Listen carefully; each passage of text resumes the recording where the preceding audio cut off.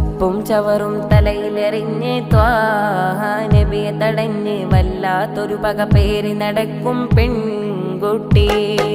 തെല്ലും മീർഷതയില്ലാതെ നബിയെല്ലാം മാറ്റി നടന്ന് എല്ലാ ദിനവും ആവർത്തിച്ചിത് പെൺകുട്ടി.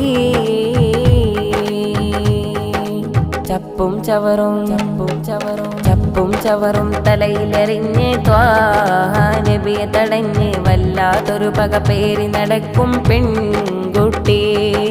തെല്ലും മീർഷതയില്ലാതെ നബിയെല്ലാം മാറ്റി നടന്ന് എല്ലാ ദിനവും ആവർത്തിച്ചിത് പെൺകുട്ടി.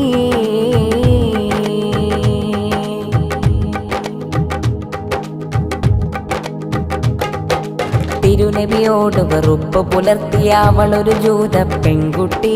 തിരുനബി തന്നുടെ വരവും കാത്തവൾ മാറിയിരുന്നു മുൻകൂട്ടി. കേറിയിരുന്നൊരു കുന്നിൽ നിന്നും വാരിയെറിഞ്ഞവൾ മാലിന്യം. ഏറേതെല്ലാം മുത്ത് റസൂലിൻ തലയിലമർന്നു കാഠിന്യം. ആ പെണ്ണിനുള്ളിൽ നിറഞ്ഞു അഹങ്കാരം. കണ്ണിൻ കനിവില്ലാതെന്തൊരു പെൺകോലം.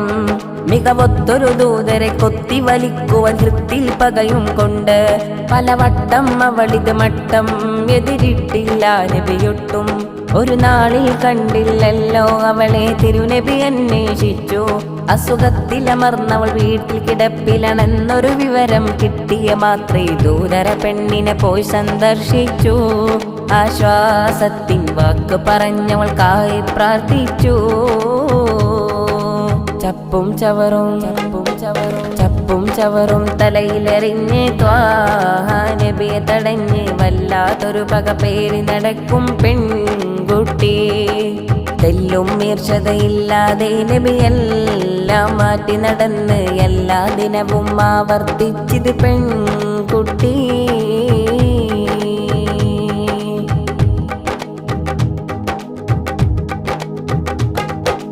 ഏറെ വെറുത്ത മുഹമ്മദ് വീട്ടിൽ വന്നത് കണ്ടവൾ സ്തംഭിച്ചു. നീറിയ വേദന കൊണ്ട് പുളഞ്ഞു തൻ ചെയ്തികളോർത്ത് വിഷമിച്ചു. എത്രേ ദ്രോഹം ചെയ്തെന്നിട്ടും ഇല്ല മനസ്സിൽ പ്രതികാരം. ഇത്ര മഹത്തരമുള്ളൊരു മർത്യൻ ദൈവത്തിൻ്റെ തിരുദൂതൻ. കലിമ ഷഹാദത്തപ്പോൾ ഉരുവിട്ടു. എനിക്കേകണമാപ്പ് റസൂലേ എന്നു പറഞ്ഞു കരഞ്ഞവളപ്പോൾ അവൾക്കായി ദുആയിരുന്ന തിരുദൂതരിൽ കണ്ണു നിറഞ്ഞപ്പോൾ കനിവും അനുകമ്പയും ഏറെ നിറഞ്ഞ റസൂലിനെ ഓർക്കുക നമ്മൾ. പകയും പ്രതികാരവും ഇല്ല മാപേകിയ മാതൃകയല്ലോ.